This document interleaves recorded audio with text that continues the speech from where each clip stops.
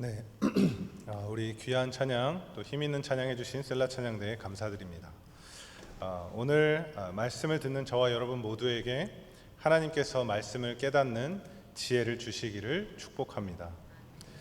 우리는 매주 수요일마다 하이델베르크 요리문답의 내용으로 말씀을 나누고 있습니다. 지지난주를 끝으로 우리는 사도신경의 내용을 모두 배웠습니다. 그래서 사도신경을 마친 후에 살펴볼 오늘 요리문답은 우리가 배운 사도신경의 내용을 마무리하면서 이 사도신경이 과연 우리에게 어떤 의미와 유익을 가져다 주는지 그 내용을 다루고 있습니다. 한마디로 말하면 사도신경이 뭐가 그렇게 중요한 겁니까? 라고 우리에게 질문을 던지는 내용입니다. 그렇게 질문하고 답하면서 신자인 우리에게 우리가 믿는 바 그 내용이 담겨 있는 이 사도신경의 중요성을 다시 한번 확인시켜주고 있습니다. 그런데 오늘 문답, 이제 곧 살펴보겠지만 오늘 문답의 내용을 보면 표면적으로는 사도신경이 우리에게 주는 의미와 유익에 대해서 다루고 있지만 결국 이것은 사도신경 안에 담긴 구원과 복음의 메시지가 죄인된 우리 인간의 어떠한 필요를 채워주고 있는가, 죄로 인해 우리에게 생긴 결핍이 무엇인가, 그 결핍의 구멍을 어떻게 하면 채울 수 있는가, 그것을 우리에게 알려주고 있습니다. 59문을 보시면 사도신경을 믿는 것에 대한 우리의 유익, 다른 말로 하면 죄인된 우리에게 필요한 것이 무엇인지 59문에서 알려주고 있는데요, 제가 59문을 읽으면 여러분이 답을 읽어주시기 바랍니다. 이 모든 것을 믿는 것이 당신에게 지금 어떤 유익을 줍니까? 그리스도 안에서 나는 하나님 앞에 의롭게 되며 영원한 생명의 상속자가 됩니다. 네, 여기 질문을 보시면 이 모든 것을 이렇게 나오는데, 이 모든 것은 앞에서 쭉 배워온 사도신경의 내용을 말합니다. 사도신경의 내용을 믿는 것이 당신에게 어떤 유익을 주는가 이렇게 묻고 있습니다.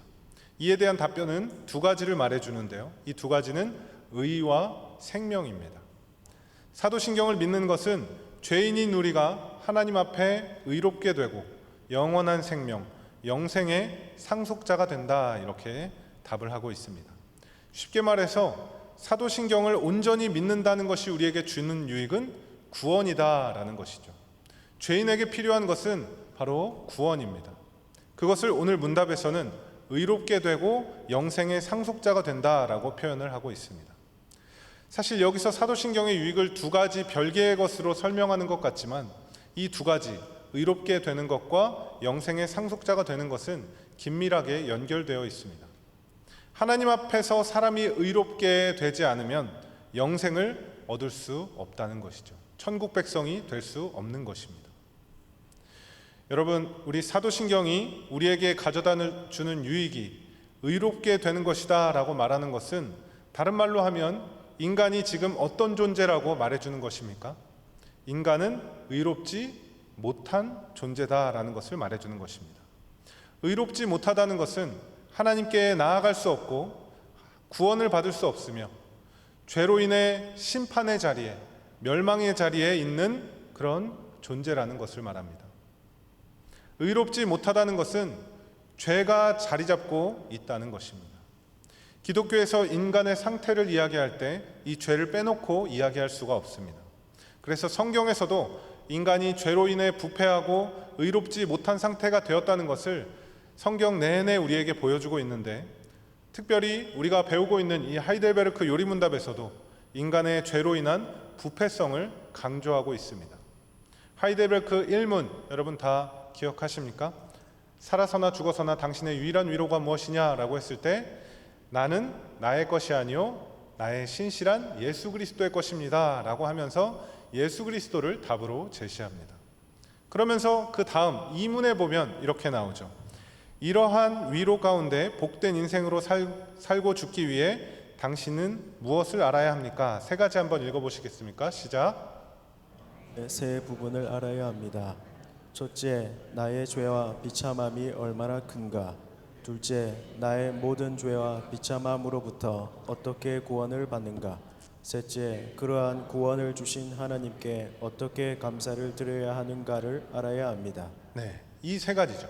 죄와 비참함을 깨닫고 우리가 의롭지 못한 존재라는 것을 우리가 인정할 때 우리는 의로움에 대해서, 구원에 대해서 관심을 갖게 되고 우리의 마음을 열게 되는 것입니다.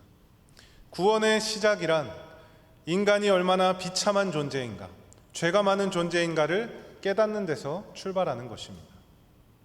그렇다면 죄로 인해 의롭지 못한 우리가 어떻게 하면 이 의로움을 획득할 수 있는가? 이 궁금증이 우리에게 생겨나야 하는 것이죠. 그것이 육신문에 나와 있는데요. 답이 조금 길지만 제가 질문을 읽으면 여러분이 답을 쭉 한번 읽어주시기 바랍니다. 당신은 어떻게 하나님 앞에서 의롭게 됩니까? 오직 예수 그리스도에 대한 참된 믿음으로만 됩니다. 비록 내가 하나님의 모든 계명을 크게 어겼고 단 하나도 지키지 않았으며 여전히 모든 악으로 향하는 성향이 있다고 나의 양심이 고소하지만 하나님께서는 나의 공로가 전혀 없이 순전히 은혜로 그리스도에 온전히 만족해 하심과 의로움과 거룩함을 선물로 주십니다. 하나님께서는 마치 나에게 죄가 전혀 없고 또한 내가 죄를 짓지 않는 것처럼 실로 그리스도께서 나를 위해 이루신 모든 순종을 내가 직접 이룬 것처럼 여겨 주십니다. 오직 믿는 마음으로만 나는 이 선물을 받습니다. 네, 아주 길었는데 여러분 수고하셨습니다. 여기 보시면 죄로 인해 부패한 인간이, 의롭지 못한 상태에 있던 인간이 의롭게 되는 방법을 아주 단호하고 분명하게 우리에게 알려주고 있는데요. 제일 첫 번째 문장이 모든 것을 설명하고 있습니다. 의롭게 되는 방법은 오직 예수 그리스도에 대한 참된 믿음으로만 된다라는 것입니다.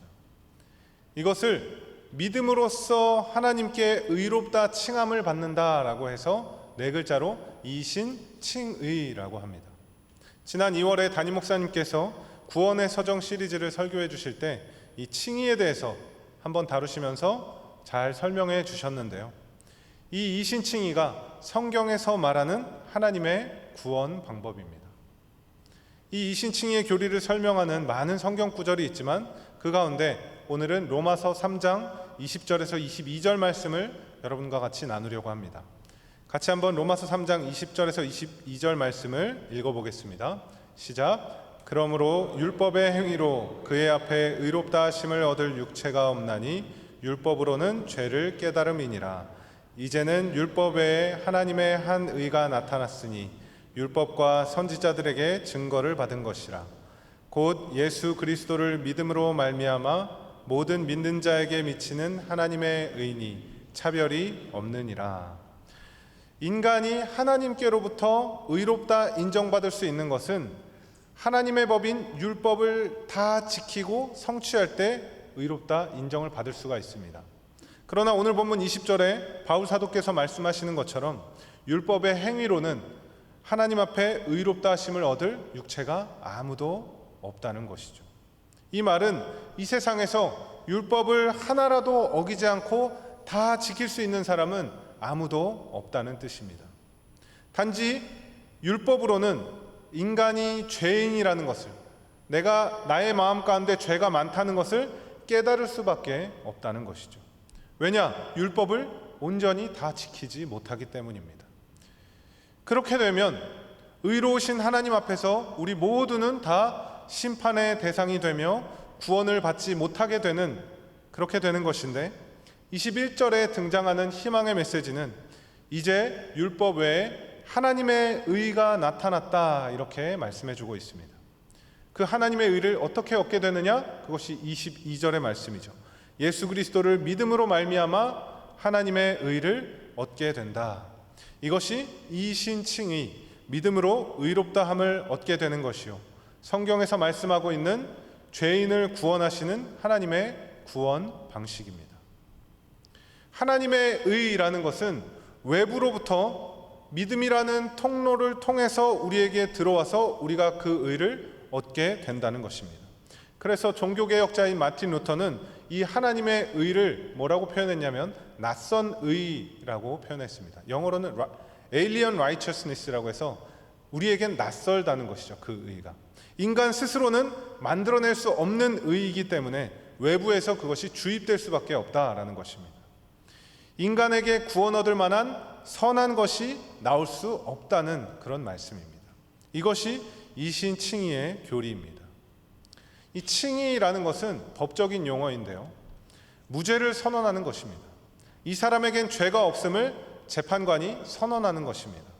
하나님께서 죄인이었던 우리에게 의롭다고 인정하시는 것은 육신문에 아까 나와 있던 표현대로 하나님께서는 마치 나에게 죄가 전혀 없고 또한 내가 죄를 짓지 않은 것처럼 여겨주신다라고 선언하신다는 것이죠. 여러분께 한번 질문해 보겠습니다. 여러분은 예수 그리스도를 믿으십니까? 네, 아멘이시죠. 그러면 여러분은 스스로 의롭다고 생각하십니까? 아니십니까? 왜 그렇죠? 하나님께서 예수를 믿으면 의롭다고 인정해 주신다고 하지 않으셨습니까? 그런데 여러분, 예수를 믿고 살면서 죄를 안 짓고 살아갑니까? 그렇지 않습니다. 제가 여러분들의 삶을 다는 모르지만 여러분들 아마 죄를 많이 짓고 살아가실 겁니다. 제가 여러분을 정죄하는 것이 아니라 저도 죄를 많이 짓고 살아가기 때문에 그렇습니다. 저는 예수를 믿고 죄를 더 많이 짓는 것 같이 느껴야 그것이 정상이라고 생각합니다. 왜냐하면 예수를 믿으면 죄에 대해서 더 민감해지기 때문입니다. 미움과 다툼, 시기와 질투, 분노와 비난 같은 마음이 예수를 믿음에도 불구하고 우리 마음 가운데 불쑥불쑥 올라올 때가 있습니다. 이전에는 나쁜 마음이 올라오면 그냥 올라오는 대로 그냥 표출하고 살았는데, 예수 믿고 나서는 그런 마음들이 올라올 때마다 내 마음이 불편하고 괴로워지게 되는 것이죠. 이것이 당연하면서도 신기한 것은 예수를 믿는다고 해서 그런 죄된 마음들이 사라지지 않는다는 것입니다. 그럼에도 불구하고 우리가 예수를 믿음으로 인해 하나님께서 우리를 의롭다고 해주신다는 것의 의미는 우리 죄에 대한 책임을 묻지 않으시겠다는 뜻입니다. 죄를 지은 것에 대한 대가 지불을 요구하지 않으시겠다는 의미입니다. 왜 그렇죠? 이미 대가가 지불되었기 때문에. 누가 우리 죄의 대가를 지불하셨습니까? 바로 예수 그리스도입니다. 하이델베르크 육신문 답에서 이 이신칭의를 교리하는 데 있어서 아주 중요한 문장이 있습니다. 너무 많아서 그냥 쓱 지나가 버렸는데 제가 가운데에 노란색으로 표현한 이 문장이 아주 중요합니다.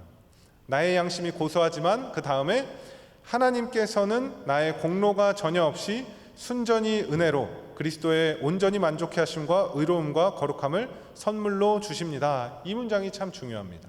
여기 주어와 동사가 중요한데 주어는 뭐죠? 하나님께서는, 동사는 선물로 주십니다입니다. 그러니까 하나님께서 선물로 주신다입니다. 근데 선물로 주시는데 뭘 선물로 주시냐면 그리스도의 온전히 만족해 하심과 의로움과 거룩함을 선물로 우리에게 주신다고 이야기합니다. 여기 선물로 주신다라는 표현을 번역을 좀 더 정확하게 하면 그리스도의 의로움을 나의 것으로 하나님이 인정해 주신다라는 겁니다. 그리스도의 의로움을 죄인인 내가 덧입어서 나도 의롭다고 칭함을 받는다는 것이죠. 이것을 신학 용어로 전가라고 합니다. 의의 전가라고 하죠. 그리스도의 의가 우리에게 전가되었다, 덧입혀졌다라고 하는 겁니다. 그래서 이신 칭의, 의롭다 칭함을 받는다라는 표현을 하는 것입니다. 그렇다면 믿음으로 의롭게 된다라는 말에서 이 믿음은 무엇을 믿는다는 것일까요? 죄인에게 필요한 것이 의인데 그 의는 우리 자신에게서 발생한 것이 아니라 그리스도의 공로로 주어지는 그 하나님의 의를 우리가 덧입게 되었다. 이것을 우리가 인정하고 마음으로 받아들이는 것. 이것이 이신칭의에서 믿음으로 의롭게 되었다는 말의 의미입니다. 그래서 결국 이신칭의에 있어서 중요한 것은 우리가 의롭게 되는 데 있어서 내가 한 것이 아무것도 없다라는 겁니다. 아까 하이델베르크 요리문답 60문의 그 중요한 가운데 문장을 다시 보시면 하나님께서는 그 다음에 뭐라고 나오냐면 나의 공로가 전혀 없이라고 나옵니다. 내가 의롭게 되는 것에 나의 공로가 있다고 말합니까? 없다고 말합니까? 없다고 말합니다. 그래도 내 공로가 조금은 있다고 말합니까? 아니면 전혀 없다고 말합니까? 나의 공로가 전혀 없다고 말합니다. 내가 하나님 앞에서 의롭다 칭함을 받는 것이 내 공로가 전혀 없다라는 것은 나의 어떠함 때문에 하나님이 나를 의롭다고 해주시는 게 아니라는 겁니다. 이것이 우리를 참 당황스럽고 혼란스럽게 만듭니다. 왜냐하면 이 세상은 인과율이라는 원리에 의해 돌아가고 있고 우리의 사고 역시, 우리의 생각 역시 인과율에 익숙해져 있기 때문입니다. 인과율이 뭘까요? 인과율은 어떤 사건에 대한 원인이 있고 그에 따른 결과가 주어진다는 것입니다. 여러분, 신천지가 집단적으로 한 사람을 속여가면서까지 전도를 왜 그렇게 열심히 하는지 아십니까?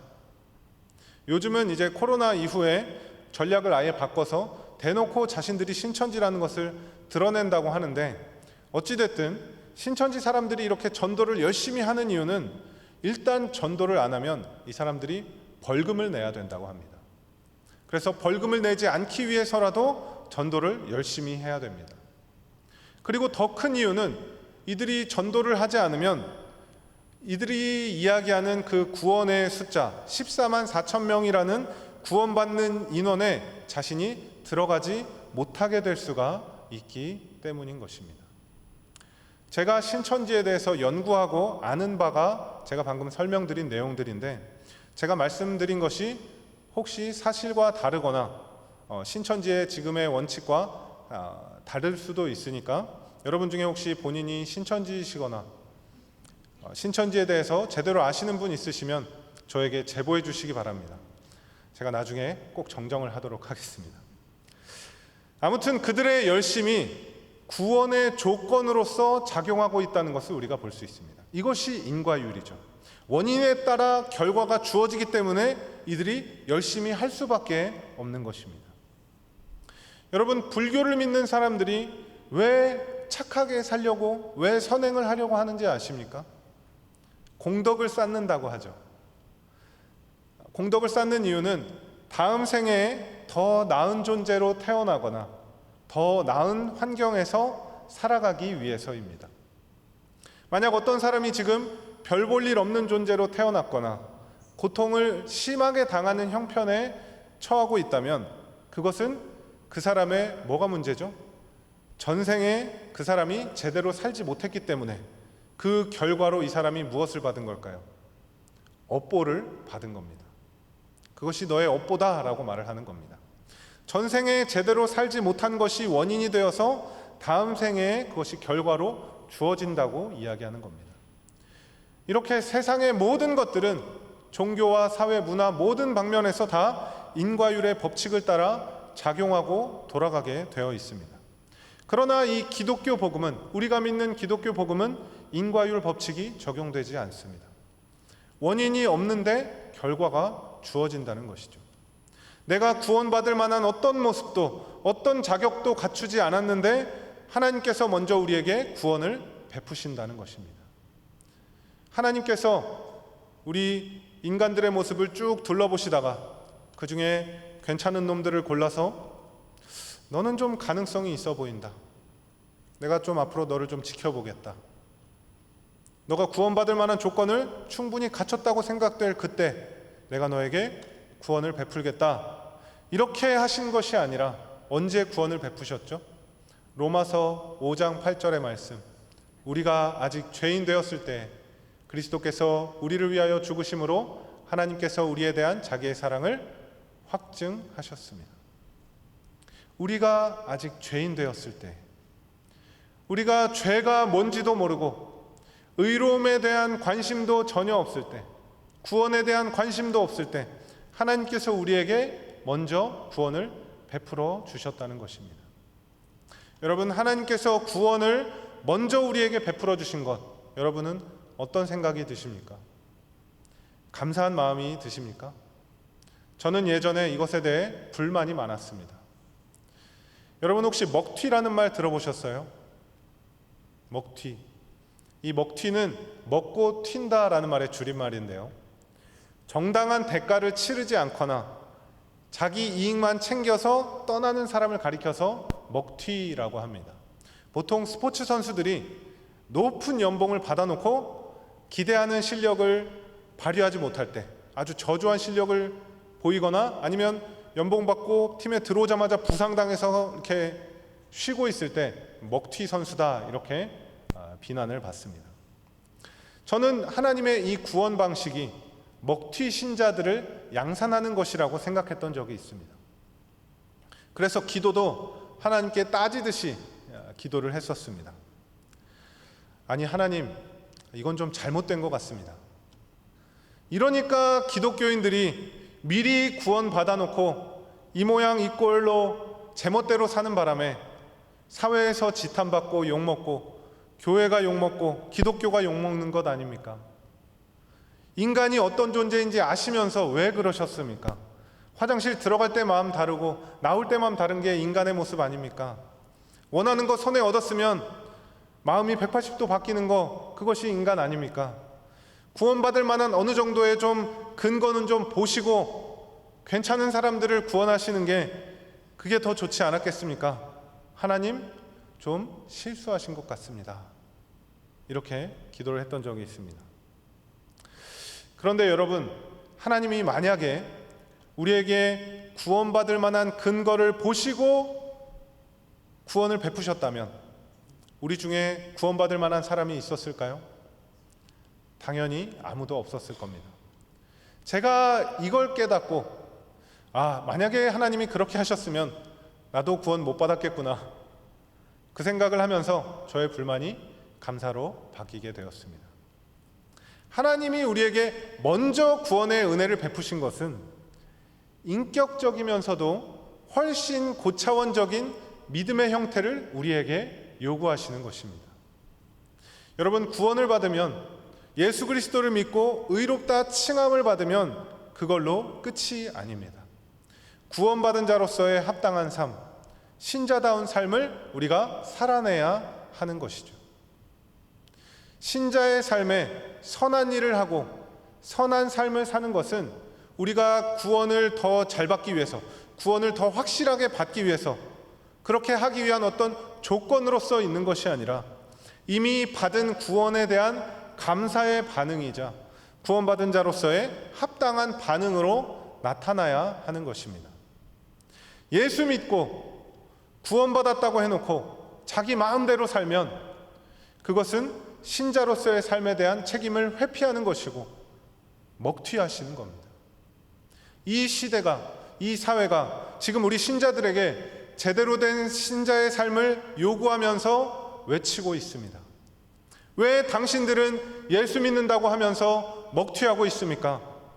당신들만 구원받았다고 하고 그렇게 구원받았다고 본인들 스스로 좋아하면서 도덕과 윤리는 다 무너지고 성범죄 저지르고 불법을 행하고 그게 예수 믿는 사람들의 모습입니까?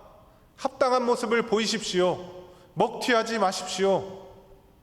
세상 사람들이 기독교인들에게 손가락질하며 욕하는 것은 어쩌면 우리가 신자로서 제대로 된 삶을 살아가라고 하나님께서 세상 사람들을 통해서 우리에게 말씀하고 계신 것일 수도 있습니다. 제가 너무 그 분위기를 심각하게 만든 것 같은데, 우리 이 시간 우리 옆에 계신 분들에게 축복하면서 이렇게 좀 인사 나눴으면 좋겠습니다. 먹튀하지 마시고 신자답게 삽시다. 이렇게 인사 나누시겠습니다. 네, 여러분 먹튀하시면 안 됩니다. 우리가 정말 하나님의 자녀답게 구원받은 자답게 살아가는 그런 삶이 우리에게 있어야 합니다. 우리 이 이신칭의 교리를 계속 보고 있는데요. 이 이신칭의 교리에 대해서도 기독교 안에서 해석을 다르게 하는 부분이 있습니다. 그게 어디냐면 바로 이 믿음으로 의롭게 된다는 것에 대해서 이 믿음을 어떻게 바라보느냐에 대한 차이가 있습니다. 한쪽 입장은 믿음이라는 행위가 단지 의롭다함을 받는데 수단으로 있는 것이지 구원의 어떤 근거나 조건이 되지 않는다라고 주장하는 것이고, 또 다른 입장은 믿음이라는 행위를 의롭다함을 받을 만한 하나의 조건이나 근거로 보는 입장입니다. 후자의 경우는 이런 거죠. 아무리 하나님이 구원을 베푸시고 먼저 우리를 의롭게 해주신다 하더라도 인간이 믿기로 선택한 것 아닙니까? 라고 주장하는 겁니다. 내가 하나님을 알아보고 교회에 나오고 또 기도를 드리고 또 결단을 해서 믿음의 행위를 내가 한 거니까 구원에 있어서 나의 지분도 어느 정도 있는 것 아닙니까? 이렇게 주장하는 것입니다. 이것을 다른 표현으로 한다면 의롭다 칭함을 받는 것에 있어서 그리스도의 공로와 인간의 공로의 비율이 어떻게 되는가, 이것을 따진다는 것이죠. 믿음이 구원의 수단일 뿐이다 라고 주장하는 것은 구원에 있어서 그리스도의 공로가 몇 프로라고 이야기하는 걸까요? 100%다 라고 이야기하는 겁니다. 믿음이 수단이기 때문에 인간에게는 공로가 전혀 없다라고 말하는 겁니다. 인간이 구원을 받는 데 있어서 한 것이 아무것도 없다라고 말하는 것입니다. 그에 비해 믿음의 행위, 인간의 공로가 그리스도의 공로가 50대 50으로 대등한 정도까지는 아니지만 그래도 인간이 노력을 해서 믿음을 선택했기 때문에 어느 정도 구원을 받는데 인간이 영향을 끼쳤다라고 보는 것이 이제 후자의 입장인 거죠. 우리 은평교회가 속한 교단의 입장은 이 둘 중에 어떤 것일까요? 제가 앞에서 한번 이야기했지만 우리는 이 믿음이 구원을 얻는 데 있어서 단지 통로이자 수단으로 작용한다고 믿습니다. 그것이 하이델베르크 요리문답 61문에 잘 나타나 있는데요. 제가 질문을 읽으면 여러분이 답을 읽어주시기 바랍니다. 당신은 왜 오직 믿음으로만 의롭게 된다고 말합니까? 나의 믿음에 어떤 가치가 있어서 하나님께서 나를 받으실 만한 것은 아니며 오직 그리스도의 만족해 하심과 의로움과 거룩함만이 하나님 앞에서 나의 의가 됩니다. 오직 믿음으로만 이 의를 받아들여 나의 것으로 삼을 수 있습니다. 네, 나의 믿음의 어떤 가치가 있어서 하나님께서 나를 받으실 만한 것이 아니다라고 단호하게 이야기를 하는 것이죠. 내가 믿는 이 믿음의 크기나 어떤 믿음의 행위 그 자체를 보시고 너 구원 받을 만하네 해서 하나님께서 나를 받아주신 것이 아니라 단지 하나님의 의를 받아들이기 위한 도구로서 믿음이 사용되고 있다는 것을 말하고 있습니다. 그래서 나에게서 나타나는 어떠한 것도 나의 의가 되지 못하고 오직 그리스도의 의로움만이 하나님 앞에서 나의 의로움이 된다는 것을 고백하게 하는 것, 그것이 믿음이라는 것이죠. 이것은 우리에게 끊임없는 유혹거리입니다. 자꾸만 우리는 우리 자신을 바라보려고 하는 것입니다. 이 믿음에 있어서도 신앙에 있어서도 구원에 있어서도 자꾸만 우리의 어떤 지분을 가져오려고 하는 것, 이것이 우리에게는 유혹거리입니다. 그리스도의 의로움을 드러내려는 것이 아니라 우리 자신의 우월함을 드러내고 과시하며 교만함에 빠지려고 하는 것, 이것이 우리의 유혹거리입니다.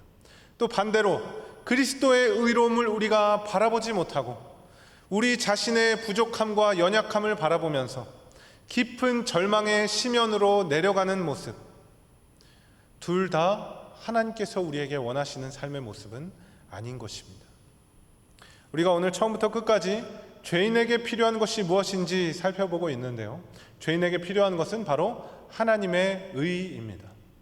예수 그리스도의 의가 우리에게 전가되어서 그 의를 덧입어서 우리가 의롭다함을 받는 것, 우리의 어떠함에 의해 우리가 의롭다함을 얻고 구원을 받는 것이 아니라 하나님의 능력, 예수 그리스도를 통해 나타내 보이신 그 사랑, 그 의로우심을 근거로 우리가 의롭다함을 받고 구원을 얻었다는 것, 이것을 기억하는 것이 참된 믿음을 가진 자의 합당한 삶의 태도입니다.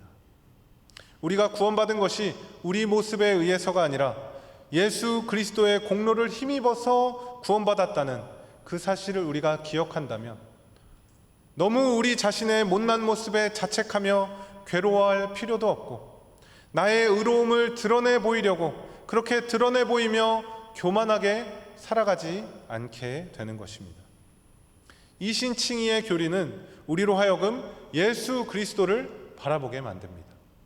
예수 그리스도를 바라보는 믿음은 나의 구원이 나에게 달려있지 않다는 것을 믿는 것입니다.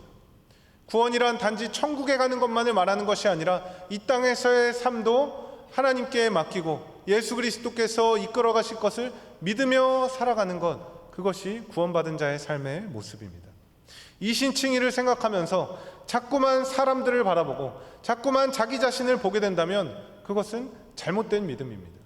우리는 자꾸만 하나님의 자리에 내가 들어서려고 하는 악한 본성이 나타날 때가 있다는 것이죠. 태초에 에덴 동산에서 아담에게 뱀이 유혹했던 말이 무엇입니까?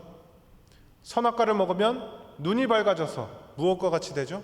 하나님과 같이 되고 선과 악을 알게 될 거다, 이렇게 유혹을 했습니다. 하나님과 같이 되는 거, 하나님의 성품을 닮아가는 거니까 좋은 것 아닙니까? 그런 의미가 전혀 아닙니다.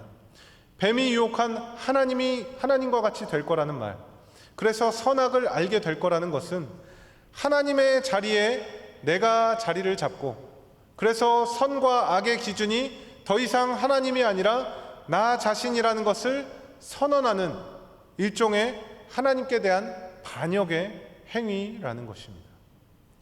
그래서 여러분, 기독교에 많은 여러 가지 신앙적인 덕목이 있지만 저는 그 중에서도 겸손함이 참 중요한 신앙적 덕목이라고 생각합니다. 기독교에서 말하는 겸손은 내 위에 세상을 창조하시고 다스리시며 나를 구원하시고 인도하시는 하나님이 계시다는 것을 인정하고 그 선을 넘지 않으려고 하는 것입니다. 반대로 기독교에서 말하는 교만이란 하나님을 인정하지 않고, 나의 삶 가운데 하나님을 인정하지 않고 하나님의 자리에 내가 올라서는 것입니다.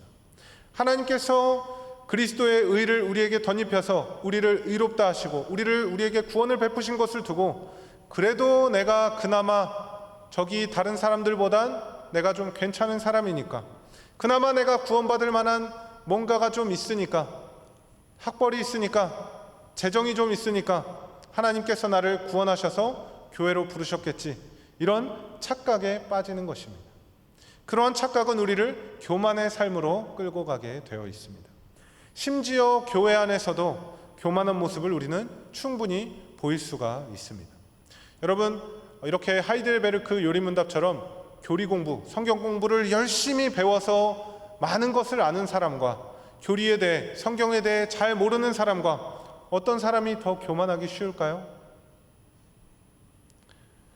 교회에 별다른 일 없이 예배만 그냥 드리고 가는 사람과 교회에서 봉사도 열심히 하고 여기저기서 헌신하며 땀을 흘려가며 이렇게 헌신하는 그런 사람 중에 누가 더 교만하기 쉬울까요?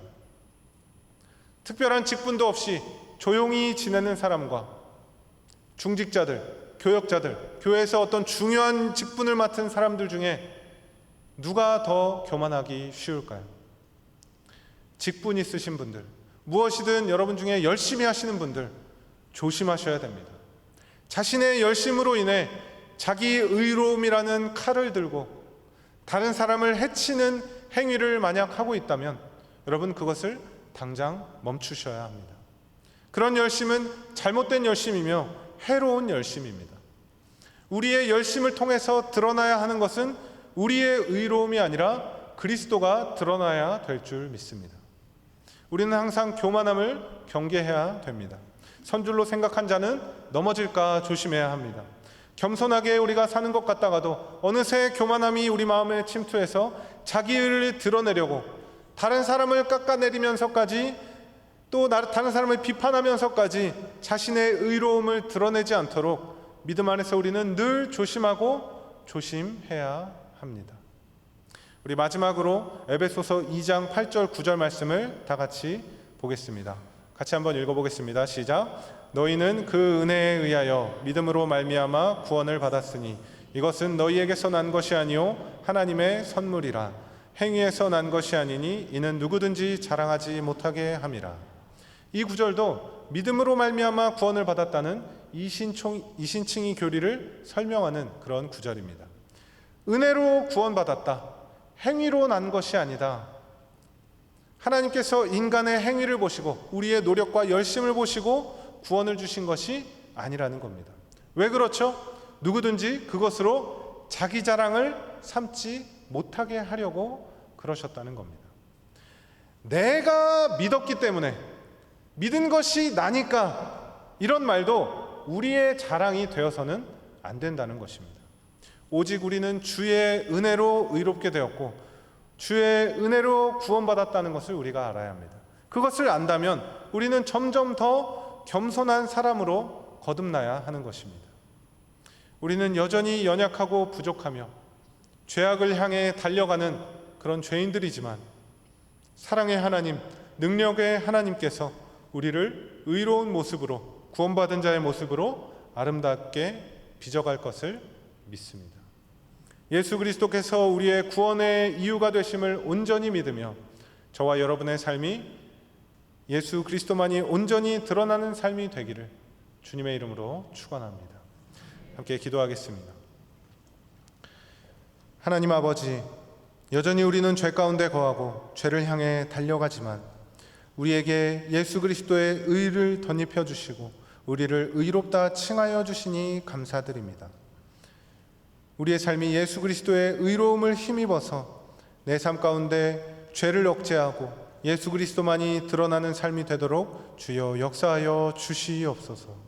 우리에게 먼저 구원을 베푸신 주님의 은혜를 기억하며 구원받은 자답게 살아갈 수 있도록 인도하여 주시고 자꾸만 우리 자신을 바라보고 사람을 보려는 우리의 영적인 시선을 돌이켜서 하나님을 바라보고 예수 그리스도의 의로우심을 바라볼 수 있도록, 그래서 믿음으로 하나님께서 우리 삶 가운데 베푸신 구원을 이루어갈 수 있도록 주님 우리와 함께하여 주시옵소서. 감사드리며 예수님의 이름으로 기도드립니다. 아멘.